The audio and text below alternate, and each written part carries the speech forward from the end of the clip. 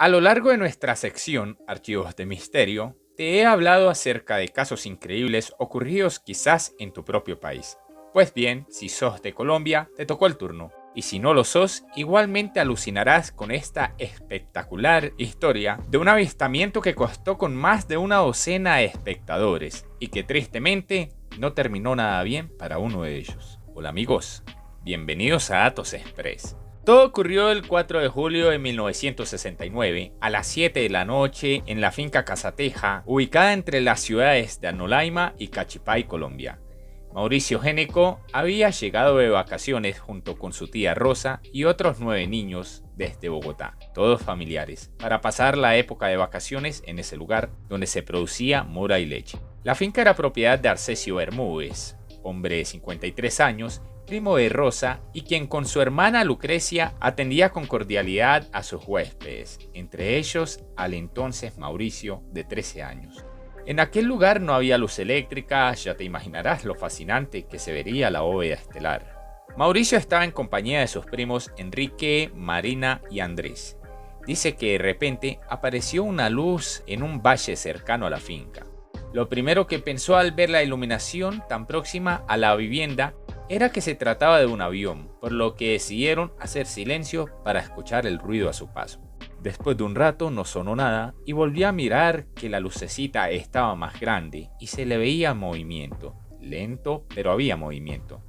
Seguíamos esperando el sonido, pero no se escuchaba nada. El movimiento continuaba y la luz cada vez se hacía un poco más grande, recuerda Mauricio. Los niños siguieron atentos al movimiento del supuesto avión, pues ya tenían dudas de que era eso lo que estaban viendo. Mauricio llevaba en sus manos una linterna para evitar tropiezos con alguna piedra y cuando la levantó para iluminar el sitio, coincidió que aquella luz que sobrevolaba la zona se dirigió a la dirección donde estaban sus 3 primos y él. Se vino de frente, tan de frente que quedamos súbitos, cuenta Mauricio.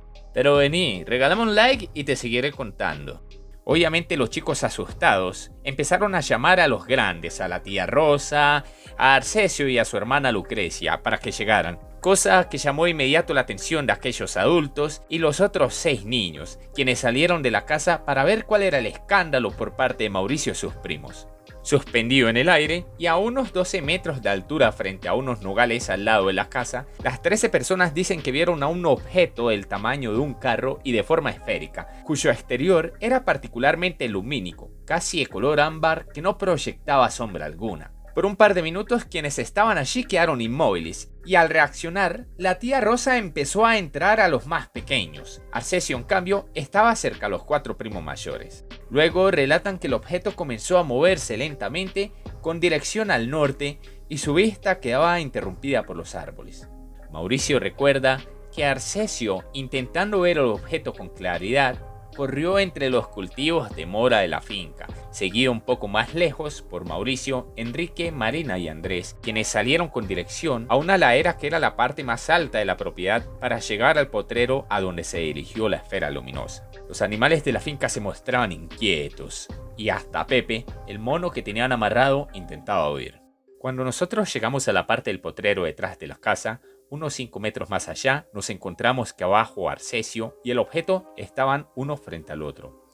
El objeto empezó a elevarse verticalmente unos 30 metros sobre nuestras cabezas, y tal como se ve en una película de ciencia ficción, con un chisquete de luz hizo ¡shap! Y desapareció. De la nave nunca descendió alguien o algo, dice Mauricio.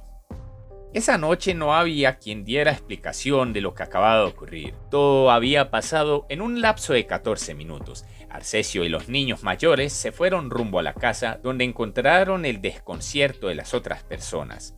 Todos los niños organizaron en la sala de la casa sus colchones, uno al lado de otro, pues el susto que acababan de sentir era bárbaro.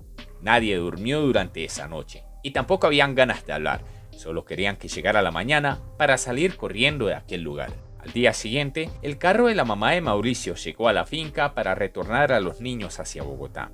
La tía Rosa y sus primos fueron a buscar a Arcesio para despedirse y agradecer su hospitalidad. Pero su hermana Lucrecia les manifestó que no se había levantado debido a que amaneció enfermo. Decía tener escalofríos, recuerda Mauricio. Aunque el nerviosismo de los niños seguía, no se atrevieron a contarle a sus padres. Mauricio cuenta que su mamá no entendía lo que estaba pasando, pero 3 días después recibirían una inesperada llamada.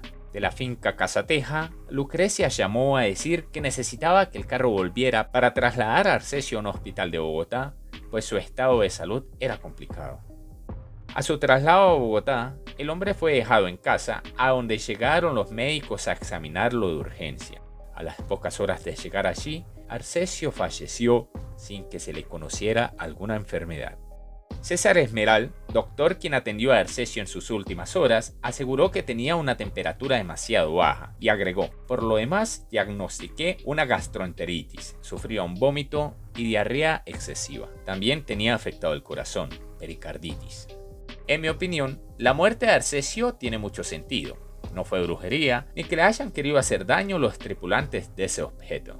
Simplemente se acercó mucho, exponiéndose a alguna clase de combustible, obviamente desconocido para nosotros, y que tal vez es sumamente nocivo para los seres humanos. De hecho, ocurrió otros casos en donde los protagonistas han salido con quemaduras de 3er grado, radiación, o han corrido con la misma suerte de Arcesio. Y es que imagínate, es como si te hicieras detrás de una turbina de un avión que está despegando. La noticia se hizo popular y fue primera plana en los periódicos del país de la época, como El Tiempo y El Espectador, siguiendo el caso por varios días, con títulos como Extraño objeto visto en Anolaima, OVNI en Colombia, etc.